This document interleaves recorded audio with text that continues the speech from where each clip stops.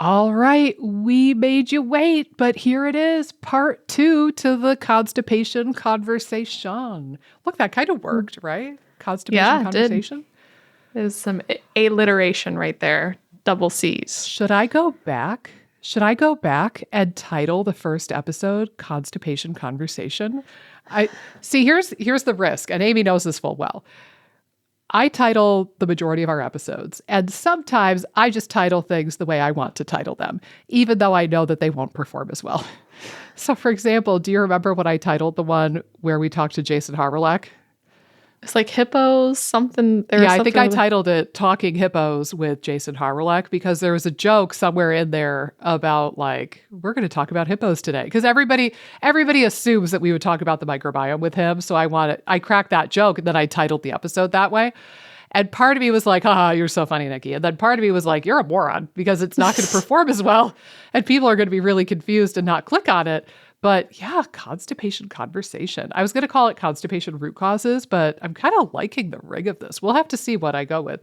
But either way, we're going to talk about solutions, treatment, right? That's the part 2 of this conversation. So I think the obvious place to start is to just briefly mention that you're best off treating your root causes if that is something that you can ascertain. Right. Right. So like using an example from last time, if you're like my FODMAP Freedom student who knew that she was constipated because she was on migraine medication, well, the root cause is that medication. So treating that and treating the underlying root causes of the migraine so that you no longer need that medication would actually be the most root causal effective thing for her to do. Or if you know that you're hypothyroid and you're not managing it, or you're not taking medication, or you're not, monitoring your TSH, that would be a really good place to start versus maybe trying some of the supplements and probiotics and foods that we're about to mention. Right.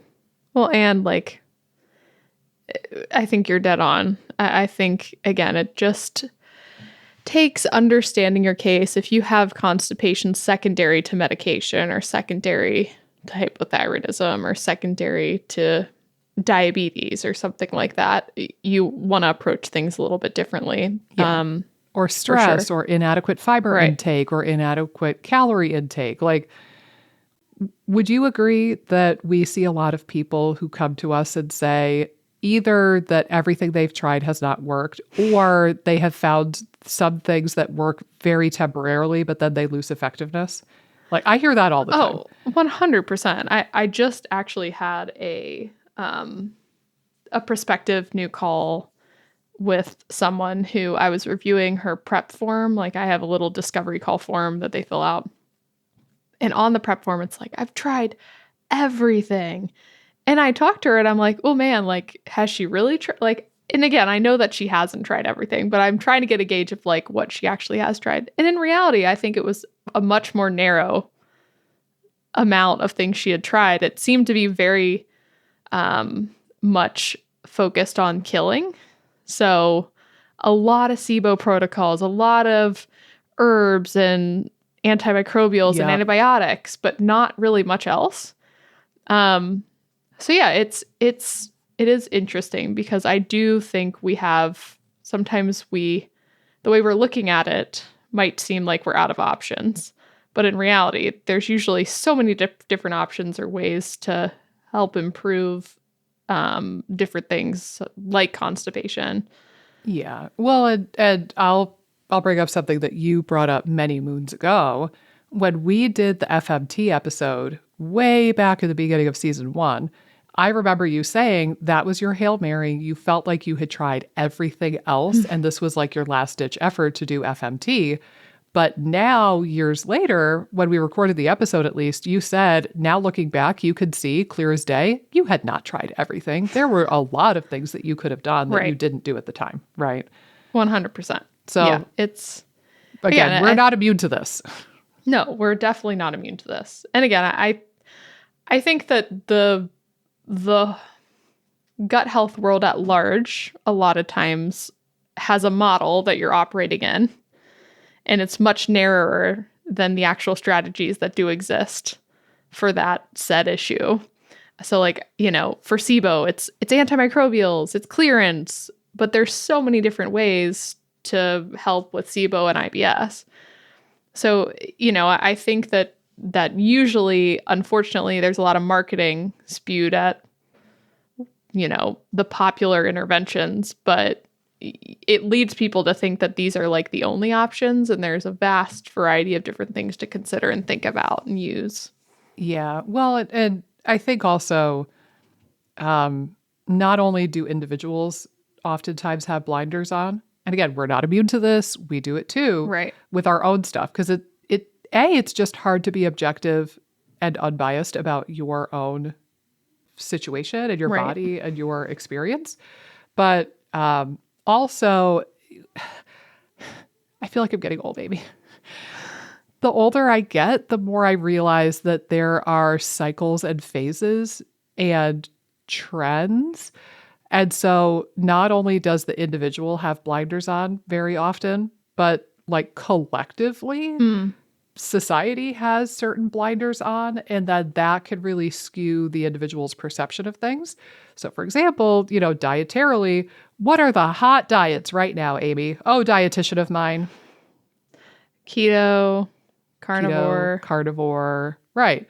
What were the hot diet? Like, what was the hot diet back in like the 90s? I know you were a young whippersnapper back then. Atkins was big. That was low one, fat. but I was thinking, like low fat, South Beach, Weight Watchers, Jenny Craig. Oh yeah, Jenny kind Craig. of stuff. But, we go through periods collectively where we have this really strong focus on something. Like in the 1980s and 90s, it was low fat, high carb. Right now in our current time frame, when we're recording this, it's very much like fat and protein are God's greatest gifts to mankind, and carbohydrates are the devil in in sheep's clothing, or whatever the expression is.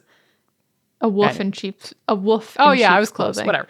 But you know what I mean? The devil in sheep's clothing. Yeah. You went a step the devil further. in sheep's clothing. I'm going to go with that. But you know what I mean? Like, we're in a phase of humanity right now where everybody demonizes carbs. If you went back to the days when John Harvey Kellogg was alive, he demonized protein and thought protein was evil.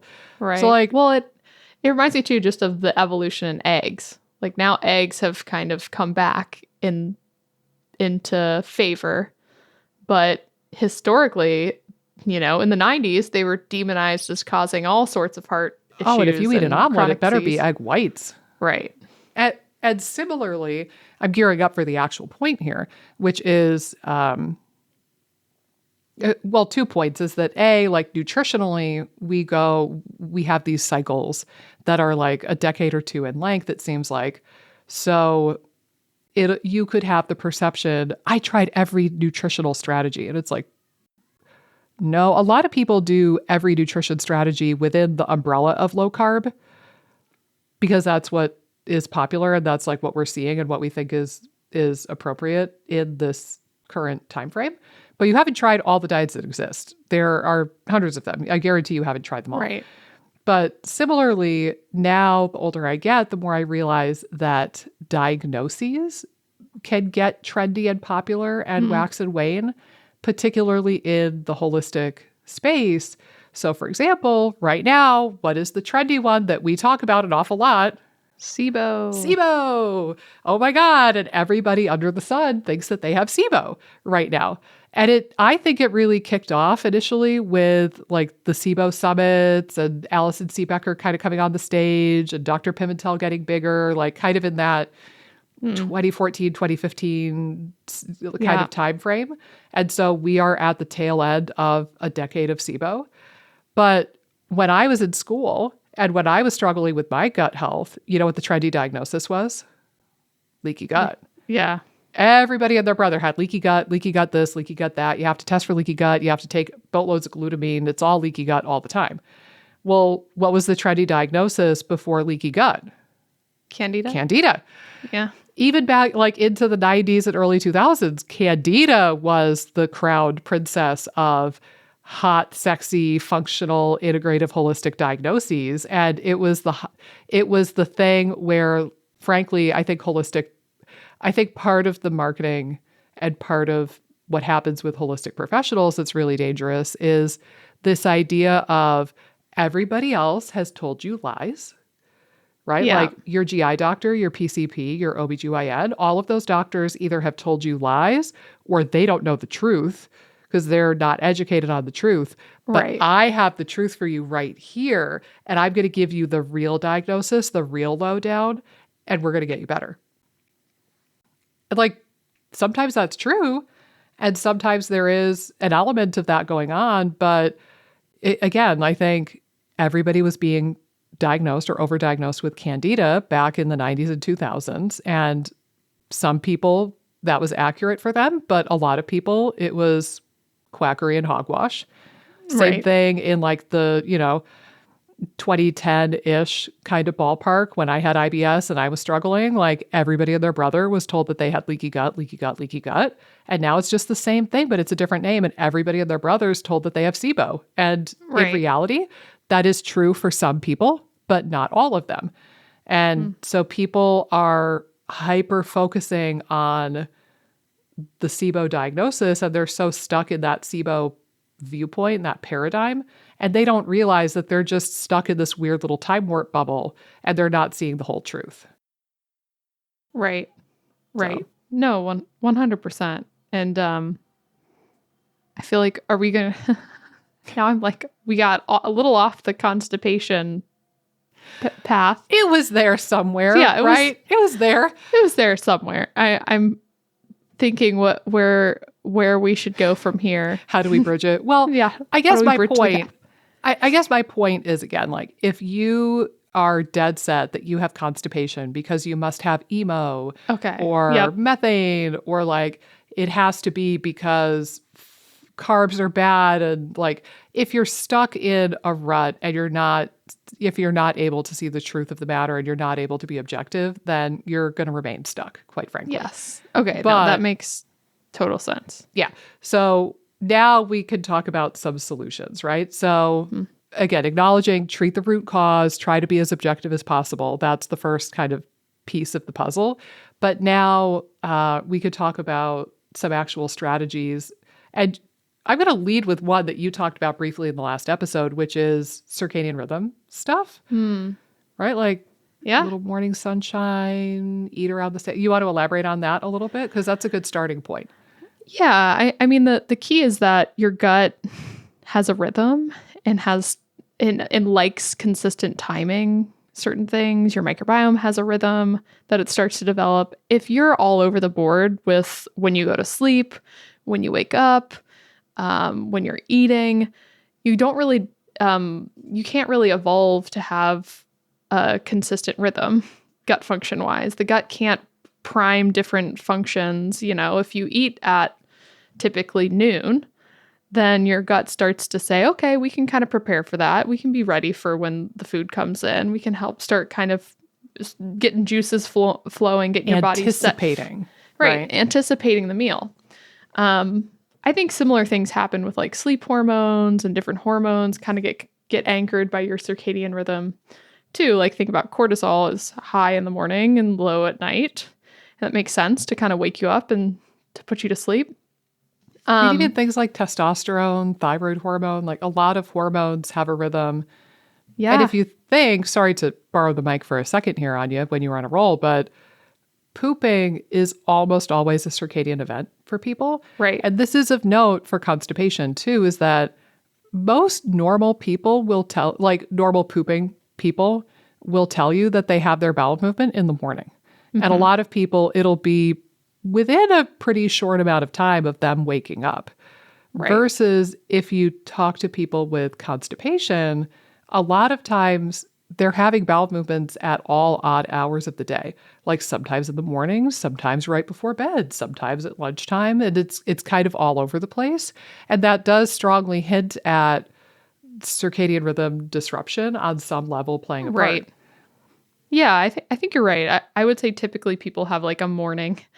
It always reminds me of, I don't know where this term came from, but their morning make is like something that I remember being thrown around as slang, growing up. But you have your morning poo, And then again, I think some people could potentially have more than that, but usually that feels fairly, at least it's a consistent pattern for me typically. And I think like you're right, people that have pretty regular circadian rhythms are going to be pooping around the same time every day. It's like clockwork. So, I do think little things like even if you don't go outside in the morning, try to maybe eat your breakfast in a sunnier place or sit outside if you want to, if it's nice out. I mean, it's getting warmer here, so the possibilities open up a little bit more. But getting a little bit of sun or outdoor light exposure, and that's one thing I'll clarify too.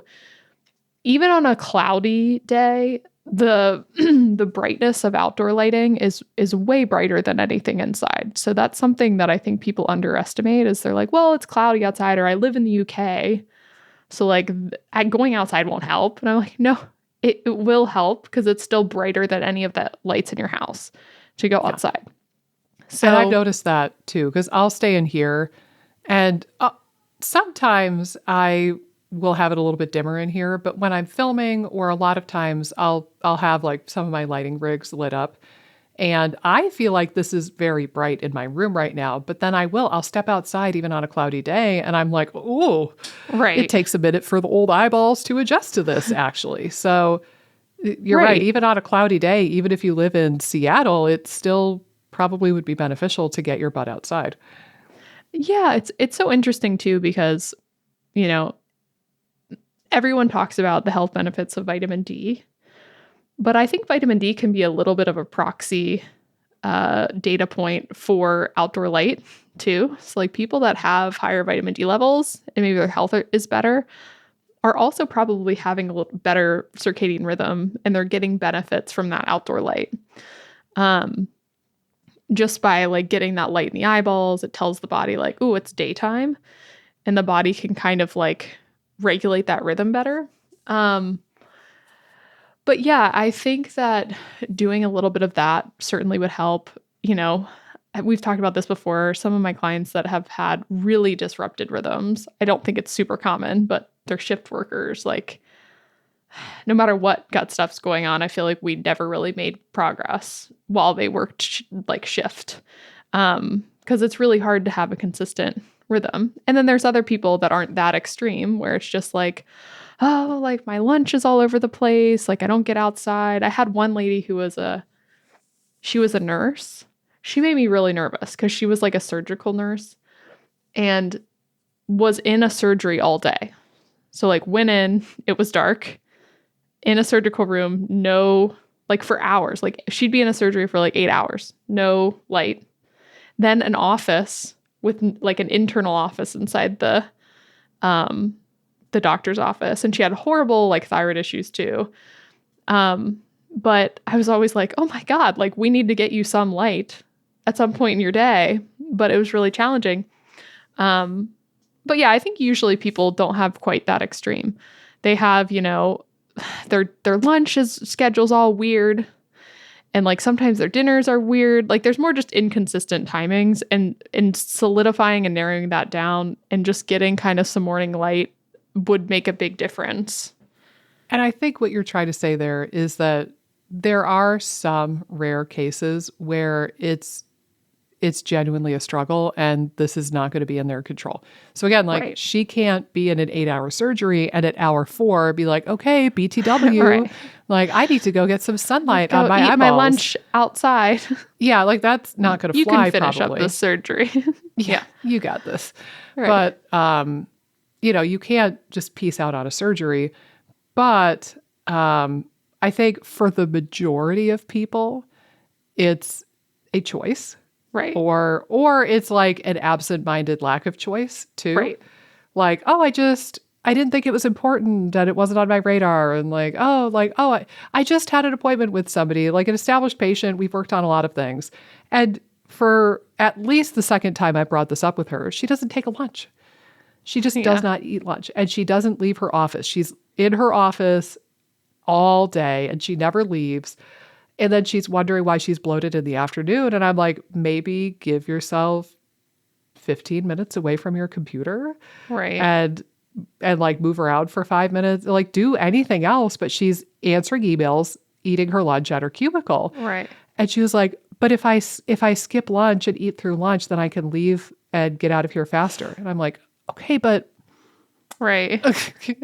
like you're spending a lot of time, effort, and money working with me, and you're trying these supplements and you're getting limited benefit. And it's like, would it be better to just stay at work for another 15, 20 minutes and actually take a short lunch break? I kind of feel like that would be better.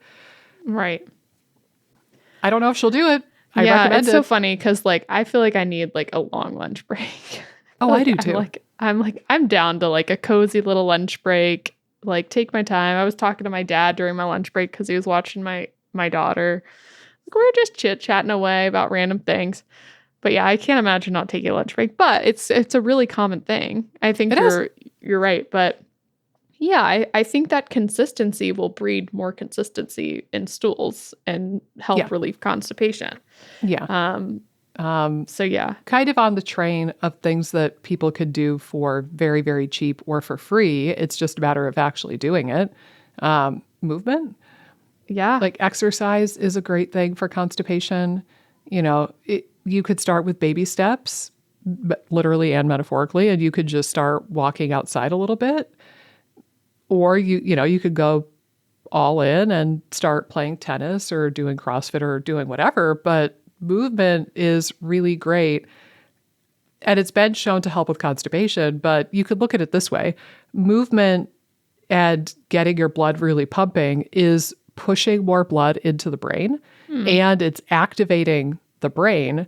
And then the gut-brain axis controls motility. So that is almost guaranteed to be beneficial for things like pooping and bloating and digestion. Yeah. Well, and I know I've heard it talked about how, we evolved to move and eat. Like you move to get your food. You used to before, we have our food delivered now, or it's just perched up on a nice little basket Before at the grocery Uber store. Eats. Right. So, but, bile flow increases by, I think it's like a factor of 10 when you move for like 30 minutes. So there is like a priming effect, like you said, when you move to help with digestion and motility. I had a client more recently, again, constipation. We helped a lot with like her bloating and her energy. And she had pretty extreme, like PMDD stuff. Like we would say like we were doomsday prepping for her PMDD because like really low energy levels, and we got that much better. Still struggled with it, but one thing that she found, she had tried all the things for the constipation, but when she could more consistently do things like yoga or like walking, she did find that she pooped way more regularly. Now it still wasn't perfect, but it seemed to be like more effective than other fancy things. She had tried pharmaceuticals. She had tried lots of different things, worked with I think she even worked with Cedars-Sinai, if I remember right. I could be wrong. Like the SIBO group, and the Cedars-Sinai, they were doing prucalopride. They were doing all sorts of like things to help stimulate motility. But again, it seemed like yoga in particular really helped, which there's a mind-body thing. There's like, you're getting into different positions that might help the pelvic floor. So there's a lot of different things that I think can be beneficial. And again, like even gearing some of the exercises to some things like yoga, where you're kind of in different positions that could potentially be helpful for constipation, might be more relevant to certain individuals than others, but something to consider too. Yeah. Yeah. And I think this might be a point to make too, is that oftentimes we are looking for the one thing, like the one thing that cures your constipation and takes you from 2 poops a week up to 7 poops a week. Right. And oftentimes that's not how it works. It's going to be like 10% from this thing, 30% from this thing, 40% from this thing, and it's going to be kind of a mishmash. So in this case, you said this woman noticed a trend that she pooped better, not perfectly, but better when she incorporated movement. And like, I think that sometimes that if people aren't being objective and observant enough, they could see something like that and kind of get frustrated, like, oh, well, it wasn't exercise because it didn't cure me. And it's like, Right. whoa. That might be a significant part of the pie chart we're working on here. Right. And, now you want to keep that thing in the mix while you incorporate the next thing. Right. But that's something to make mention of too, is like if something, like in some probiotic studies, for example, and maybe we'll segue over to that eventually. Like some of these probiotic studies, people were going from 2 bowel movements a week up to 4 bowel movements a week, or from 3 bowel movements a week up to 6. It's like neither of those numbers are normal yet, Right. but that's pretty cool. If introducing a single probiotic or a particular brand of yogurt doubles the number of poops that, like, good quality poops that you're having per week, isn't that a huge victory? But again, like, it's easy for people to get caught up in their kind of mental BS and look at it and be like, well, I'm not pooping every day, so it didn't cure me. Right. No, I wholeheartedly agree. I think usually it's multifactorial. The lady that I was just describing, she found out she had some pelvic floor stuff. So like towards the end of us working together, she was kind of redirecting there a bit and seeing, what percentage does that add to the equation? So I think you're dead on. I think if you could make, even if it's something like 30% progress by moving more, like that's huge. And you can stack different things on top of each other. And again, like generally movement is going to help you be a healthier, happier person typically too. It's not just for constipation. It's like it helps with mood, it helps with longevity. Like there's so many health benefits too. Like that's going to be good for you. Right. It's going to help you thrive in the long run. I don't want it the process of it to become disordered where like it's like, oh, I have to move every single day or else I'm constipated. Or again, like I have to be super crazy with my circadian rhythms and I can't like go to a party that keeps me out later. I have to leave earlier. Like we don't want it to be controlling your life, but we want it to add like value so that you can thrive. Framework. Right. It's kind of like nutrition, right? Like you want to eat mostly healthy most of the time, but then 10 or 20% of the time, eat the brownie, eat the cupcake, have the glass of wine, do the whatever. Right. And similarly, I think if you could have the movement and the circadian rhythm stuff dialed in most of the time, you're doing pretty good. But then if you do want to go out on a weekend or go on vacation or have like a time zone change or something like that, then you're going to be okay. And I'll make this point, by the way, on this kind of related ball of stuff we're talking about. I think that this also dovetails into the idea from a couple episodes ago about not being like super hyper vigilant about symptoms. So again, in that episode I shared, I know several of my closest friends who poop once per week and they're okay. Like they don't dwell on it. If you ask any of them, they would say, oh yeah, I would like to poop more.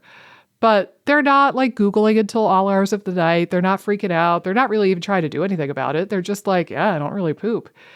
Versus I see other people who skip one day of pooping and they lose their shit. Unfortunately, not literally, because that's what they're going for. But like they lose their shit and they get freaked out about like toxins accumulating and this and that and boogeyman and methane and oh my God, I have the SIBO again. And and again, like, some of these things that we're talking about, they might not totally cure you of constipation, but they might improve you by 50%. So again, like I'm picturing a person who gets a lot of benefit after introducing a new yogurt and goes, like in this study, from 2.4 bowel movements per week up to 4.1.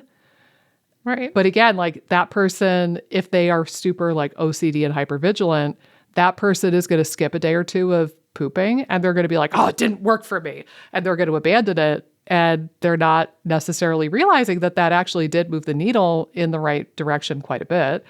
And now the irony is that this kind of goes against the hypervigilant idea though, is this might be a good place for tracking symptoms, but trying to do so in a detached way.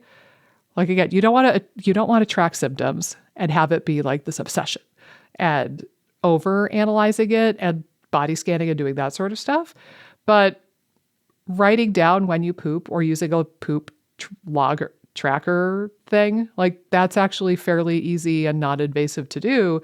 But this could be a good call for like logging your poops every day, and then you could see the trend over time. And that way you don't have to rely on your recollection of, oh, how many poops did I have per week in the first week of February in 2024? Like, I don't know, versus having it here. And I will say there's one that I like. I'm not using it currently, Well, go ahead. What's that? I was just going to say, so there's an app, the icon, I'll show this for the people who are here on YouTube. The icon is a yellowish orange heart, and it's got like orangish and white stripes. And the icon just says log. I don't know if you can see that. Probably not. So it just says log. I think I searched for the term stool tracker, and it was one of the ones that came up. But that one's nice. There are probably other ones, but that could be something where if you're trying a new probiotic or a new prebiotic or a new intervention or exercise, maybe you do track your BMs for a couple of months so that you could see the overall trend as they take effect. I think when you're tracking that, it's not necessarily, I think you're tracking something positive, which is a little bit different. So like if you're tracking like, oh, I feel like I had a complete bowel movement or like a better stool day too, like I think that might make a difference too versus being hypervigilant of like pain or like some of those sort of negative things. Like if your goal is to combat constipation and you're tracking stool, like that would be typically a positive sign. Yeah. If that makes sense. Which I think does make a difference in terms of like the psychology of it a bit. Because if you're literally just tracking like abdominal pain or something like that, and like you said, if you're kind of hyper focusing on it from a day-to-day thing versus like kind of assessing it over a month. And pain's a hard one because it's kind of like not as concrete as stool too, which makes a difference. So yeah, I think again, like there could be some value in doing a little bit of tracking in this scenario where you kind of maybe do the tracking, but look at it like every month. Like you don't go in and like kind of assess each week or like each day where you get super kind of locked in on it. It's more like, oh, I tracked, whatever. And then you can kind of look each month. I think it's more in line with like weighing yourself if you're trying to lose weight or gain weight. If you get on the scale every single day, you're going to get so much noise and variation and weirdness, right? Especially, heaven forbid, if you are a menstruating woman or a woman of quote unquote childbearing age, forget. Like you could gain and lose a couple of pounds just because you ovulated or because you're getting close to your period. But if you observe the trends, like if in this scenario, if you were to weigh yourself once a week and then you look at the trend like month by month, and look at, oh, okay, here's when I weighed myself kind of closer to ovulation, and here's when I weighed myself closer to ovulation this month. Oh, yeah, it does look like I've lost a pound or two or whatever. So similarly, I think for the bowel movements, logging the BMs when they occur, and then maybe like once a month, setting a time where you can actually look back at the data and analyze it and make sense of it might be useful. And it could even, this could be something where maybe you pick a probiotic or a yogurt or a strategy and you just focus on that one strategy for the entire month of March. Right. And then, or what this episode's going to post in May, or I'm sorry, April. So maybe the whole month of May, you are going to try Dannon Activia yogurt. And that's the only thing you're going to mess with. And then you can look back at your stool tracker app and you can compare April versus May, and you can do that comparison at the end of May, right? So you'd have a month of the treatment and a month prior to that treatment, and you could compare apples to apples. Versus again, if you do the yogurt for like a week and then, it's not working and you give up and you move on, you're not going to get super reliable information that way. Yeah, I agree. Yeah. I agree for sure. Yeah. On that So topic. we talked about, go ahead.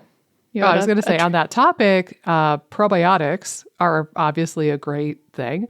There are so many studies on this. Like I was kind of revisiting this more recently. There are a lot of studies. Some of the strains and some of the brand names are quite famous, and some of them are less so. Like I found a lot of studies that had like multi-strain probiotics, and it's like a mishmash of lactobacillus and bifidobacterium.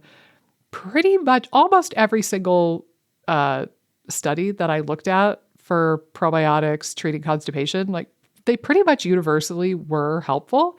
It's just a matter of how profoundly helpful they were and what the dose required was. Right. Just to name a couple of names for fun, I'll throw out a couple of these. And I will say, I posted a video. It will have aired by the time this episode airs. There's a video on my YouTube channel about probiotics for constipation. And I bring that up because I talk about the studies a little bit more, but also if you want the references for these studies, like all the PubMed links, I put it in the description of that YouTube video. So just go to my Microbiome Queen channel, look for that video, and you can find the references that I'm talking about. But to give a couple of examples, I think everybody who's listened to us probably knows about BioGaia at this point. Right. So I'm not going to hammer the snot out of that one, but it has been shown to help with constipation, and it's been shown to reduce methane. So if you have emo, that could be particularly helpful. For what it's worth, I don't know why I haven't wrapped my head around this, but every time I've tried that probiotic, I think it makes me more constipated. Yeah. And I don't know if that's because I really don't have a lot of methane production. Like I've done breath testing, I've done a million stool tests. Methanobrevibacter never shows up being high on my stool testing. Right. So I don't know if it's because I'm not a methane person, but that makes me laugh. Dannon Activia, I mentioned that briefly a moment ago. That strain is actually pretty well documented to help with constipation. And that was the one that I mentioned where after only 2 weeks of having 2 yogurts a day, so the note is that the dose is a little bit on the high side. You have to eat 2 of these yogurts per day.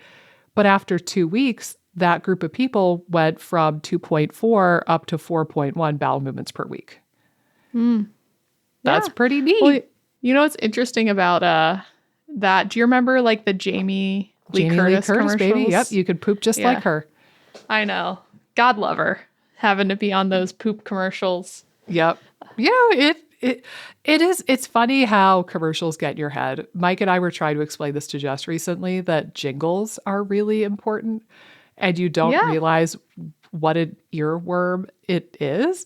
And I don't think Jess really fully appreciated it, but I was able to rattle off so many. So Mike and I both grew up in upstate New York. We grew up a few hours away from each other, but we still saw a lot of the same commercials probably. Right. And so like, for example, I hummed the Marineland song and he immediately picked up on it. Like, everyone loves Marineland. And he immediately was like, oh yeah, Marineland. And then I gave him this one too. I was like, all right, this one, I don't think this has words even, but let me see if you recognize this one. This will be hard because you grew up in Ohio, so I don't know if we got the same commercials in this regard. Does this song make you think of anything? Oh yeah, Six Flags. Yep, Six Flags, and the old man who wasn't really an old man doing the dance. Anyway, or like Tops Never. Well, hold on. The real version for Tops the grocery store was Tops Never Stops Saving You More. But the sing song we always used to say when I was a kid was Tops Never Bops. Look at their floors. Oh my gosh. But anyway, jingles are important. But yeah, Dannon Activia, Jamie Lee Curtis was onto something. It does help with constipation. Again, you have to eat enough of it. And that's something to keep in mind. But Dannon has been shown to help. Another yogurt product that is widely available, I verified this. My local Walmart carries this. So if Walmart has it, probably your grocery store does too. Yakult. And I don't think it's technically a yogurt.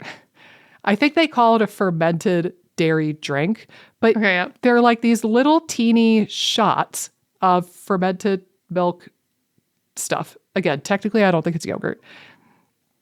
That Lactobacillus shirota strain has been pretty well documented in constipation, possibly more so than Dannon. And for example, in one study, 89% of the probiotic group saw a positive effect as far as alleviating their constipation. As a whole, the group went from 3 bowel movements per week up to 6 bowel movements per week after 4 weeks of taking the probiotic. So that's rad. And at the beginning of the study, 94% of the stools that the people documented were classified as hard stools, versus at the end of the 4 weeks, only 29% of their stools were classified as hard. So pretty neat stuff. There was another one with that same strain, the Yakult Lactobacillus shirota. And again, after 4 weeks, number of bowel movements went up. And this is important. They documented complete bowel movements. Or I think they called it spontaneous complete bowel movements. And that went up from 3.2 per week up to 5.3. Yeah. Wouldn't it be nice to have a complete spontaneous evacuation 5 out of 7 days of the week? Right. Like that's probably music to a constipated person's ears right now. So there's a couple of yogurt or quasi-yogurt type products to consider. One other I'll mention by name is Visbiome. So the old VSL number 3. If you go and buy VSL number 3 right now, it's not the same product. Don't fool for their shenanigans. Or don't fall for their shenanigans. But Visbiome is the blend that previously was called VSL number 3. Again, there was at least one study that I found where they showed that was very helpful for constipation. After 2 weeks, the participants went from 2.5 bowel movements per week up to 6.3. And again, this was only after 2 weeks. The Bristol stool score went from an average of 2.6 up to 4.1, which is normal. That's the smooth snake or the smooth sausage. Right. But it's noteworthy to say the dose on this was really high. So 450 billion CFU twice per day. Whoa. Yeah, that's a lot of probiotics How long? right there. Did you say how long? I'm not Two sure. 2 weeks. Okay. So at least it's not super long if you're going to do a high dose. So for people who are impatient, Right. you could just kind of go in there guns a-blazing and do Visbiome at a high dose. But again, like there are other strains and other, multi-strain probiotics that have been shown to help with constipation. I think it's just a matter of finding the right one for you. Like again, I've tried BioGaia a few times. It makes me more constipated. I don't know why, but I'm going to give up on it at some point. But, maybe one of these other ones would be more beneficial for me, for example. So Yeah. you gotta try though, and you've got to play around with it a bit. Yeah. And I think it's interesting because there's so many different probiotic strains. And we haven't necessarily tested each strain for each health benefit. So it's so strange. So one probiotic could be shown to help with inflammatory markers of some disease, but hasn't necessarily been studied for constipation. So I think that's also confusing too at times because you're like, oh, I want to find one that's particularly well studied. Whereas for you, maybe something that hasn't necessarily specifically been shown to help with constipation still could be helpful for you. Kind of maybe starting with the ones that have a little more research makes sense too.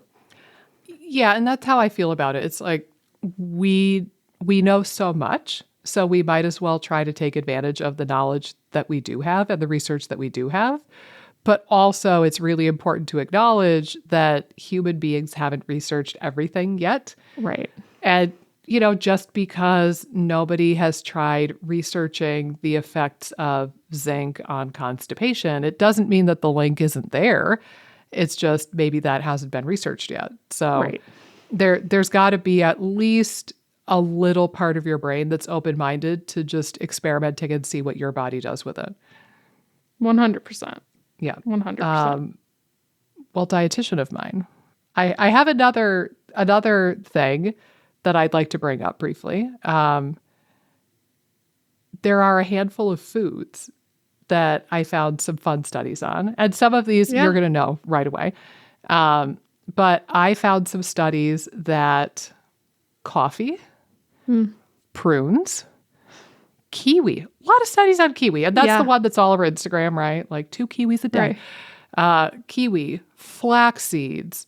There are a couple of foods that have been well studied for constipation, presumably because they're in 3 of those 4 cases because they're high in fiber. But, with coffee, maybe it's because of the laxative quality of coffee. Right. Maybe it's the polyphenols, and maybe you're feeding good bacteria with the polyphenols. Like maybe it's a mixture of both. But a couple of food-based things that people could do for constipation.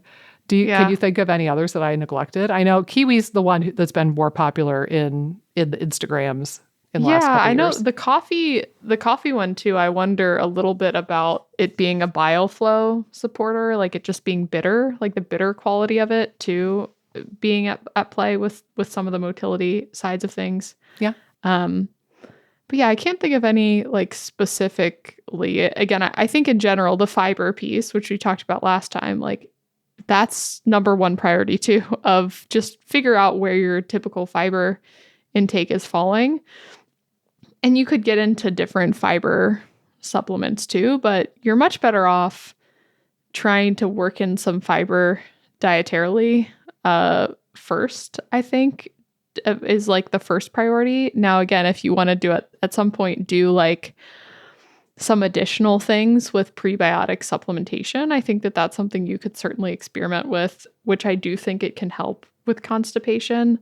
So, and I think, again, we've talked about this too, if there's any bit of like hypersensitivity at play, with any like supplemental prebiotics, you might want to address that first.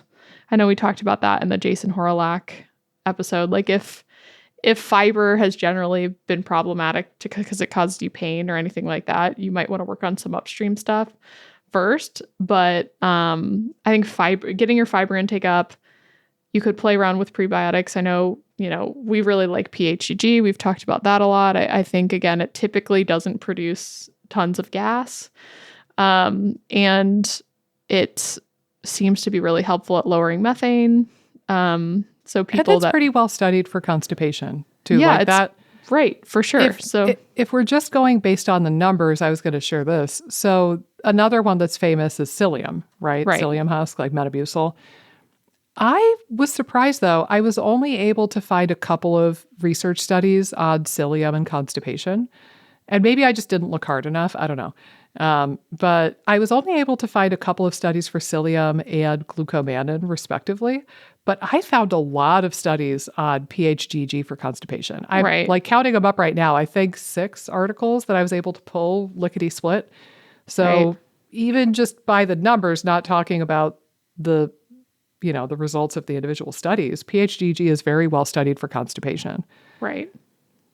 Yeah. Again, I've generally really liked it. It doesn't seem to aggravate individuals either, because it's not something that's like, it is considered like a more of a low FODMAP prebiotic too. Which again could be something too, if you're going low FODMAP and your fiber is taking a hit, or you're already on a lower FODMAP diet and you're struggling to increase fiber with food, it could also be a bridge to help get a little bit more fiber in while you work on increasing your fiber dietarily too. Yeah, kind of band-aiding before you're able to get to that point naturally. I'll share this too. Don't write off the prebiotic and the fiber supplements if you do get enough dietary fiber. I will share, I crush it on fiber every single day with very little effort. Like I've done enough chronometer tracking on myself that I can confidently say I'm firmly in that 5% of the population that gets enough fiber. But I've experimented with PHGG, and I have found that introducing like a scoop most days a week still seems to help with my BMs.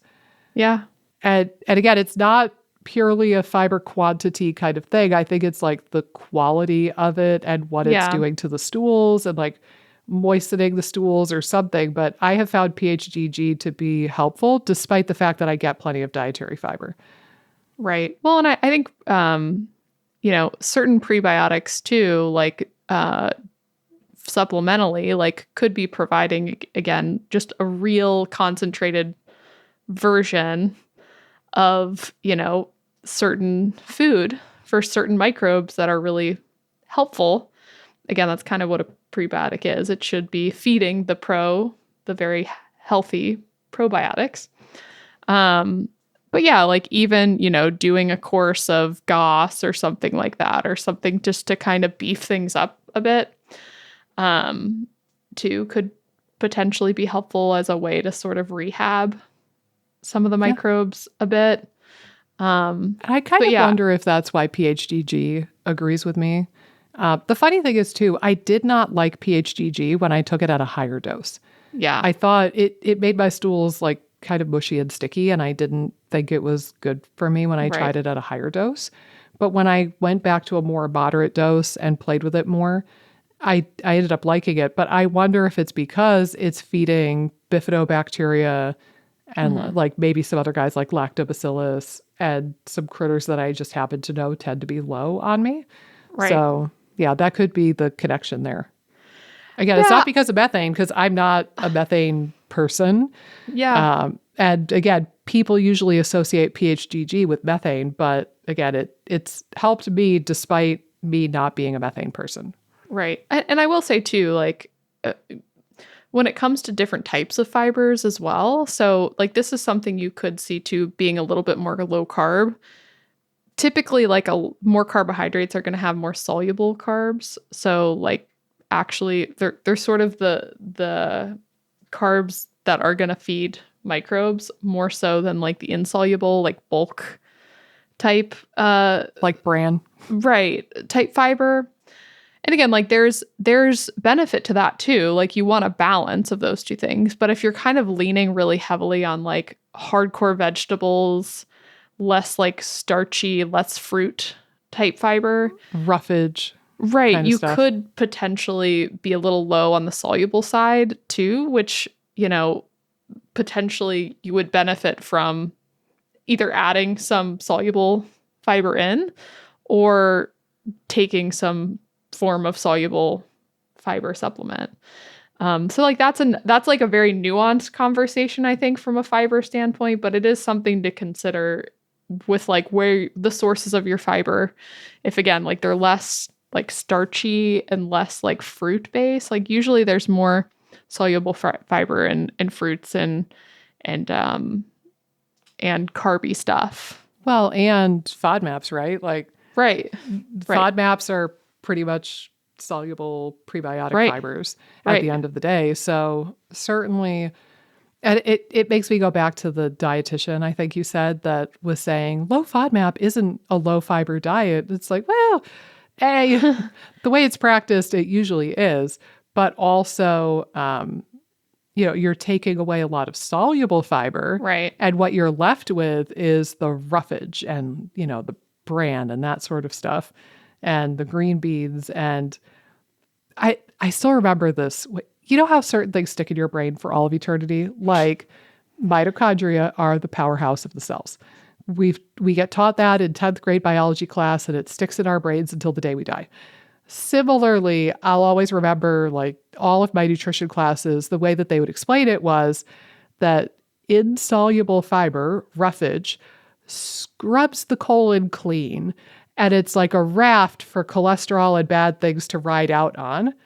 And then soluble fiber is what's feeding the good microbes and acting more as a prebiotic. But I always kind of enjoyed that that imagery of scrubbing the colon. Wow. Nice. It's a nice clean little colon. Roto-Rooter up there, Right. But yeah, I think, low FODMAP is starving microbes, so that to some degree it is, you still might be getting enough fiber, but you still might not be getting the right fibers that are going to feed your microbiome and make it healthier. So yeah, it's something to consider for sure, is how much soluble fiber you're getting. I know like generally the recommendations, because they do have recommendations for like the dietetics associations. I think it's like 10 grams or something a day, or there's a certain percentage of your total fiber percentage. 10 grams is what's coming to mind, just top of mind. But, you know, I don't usually track that super intensely with clients. I can just kind of tell based on what they're eating, you know, are they getting enough soluble fiber compared to insoluble? Yeah. Yeah. And that makes sense. I had 2 other ideas see, by the way, can I just say that I was right? Aren't we glad this was a 2-parter? I mean, everybody else is pissed at us, but you and I should be glad that we made this a 2-part, because this would have been like the Beast 2-hour episode, and that would have been hard to record for us. So I'm just glad that we split this up. But I wanted to maybe more rapid firely go through a couple of other little ideas. And one of them I wanted to pause on briefly. One is Squatty Potty. Yeah. I think great tool. Google it. There are different variations of it. They have hilarious commercials with unicorn poop. So look that up on YouTube. It's still on YouTube. But the Squatty Potty can be helpful just to get into the right position. There are, of course, like herbal laxatives that could be good as a Band-Aid solution when you just need a little bit of help. So Smooth Move Tea, Senna. I like a product called Super Aloe. There are others that I'm not thinking of right now, Cascara. But another thought too is, so one that I'll pause on briefly, and then the other one I want to kind of end on, I think. Triphala is an herbal remedy from Ayurvedic medicine, and it's 3 different herbs put together.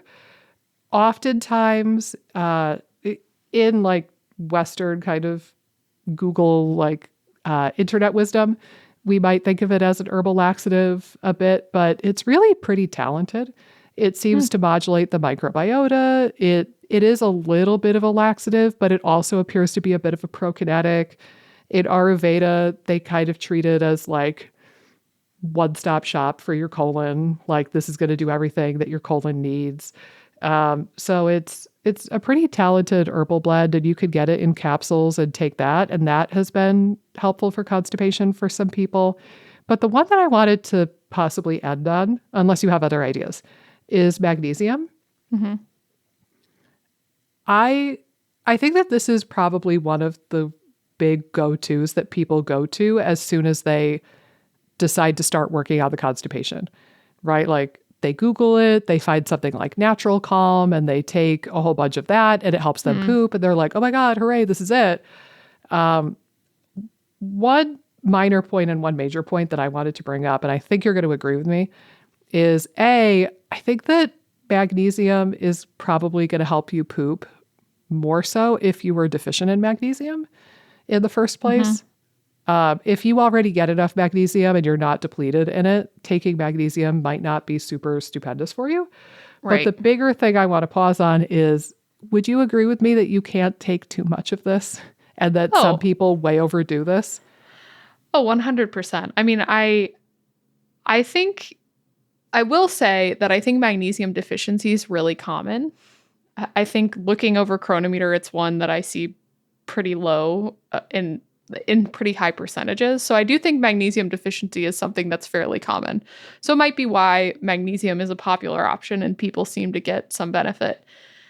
I do think, again, just willy-nilly kind of using micronutrients for constipation or for specific things can be a little dicey. I don't really think it's a long-term solution either. I was going to pull up, I know I wrote about it I'm writing about it in my book. You know, there were negative side effects gut-wise when you started upping minerals like iron, magnesium, zinc in high levels were not helpful for the gut. They seem to harm the gut in various ways. I can't remember what the effects were, but I can look it up real quick. But yeah, I think when it comes to, magnesium and some of these hyperdosing of certain things, it can definitely cause some problems over time. And I do think some people have looser stools. It can make the diarrhea much worse. So go ahead. I'm going to see if I can find this one part of my book. I'll buy you time for a minute anyway. I was going to say, I think this happens, again, with the holistic functional space. And I think with regular people too. I think that there's this element of, well, it's a nutrient, therefore it's perfectly safe all the time at any quantity. And I see this with herbs and diets too. Like people are like, well, it's natural, therefore it's healthy.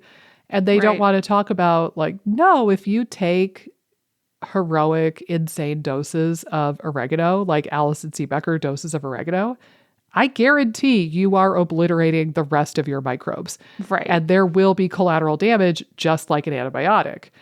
Like, just because it's natural doesn't mean it's free of consequences or potential for harm.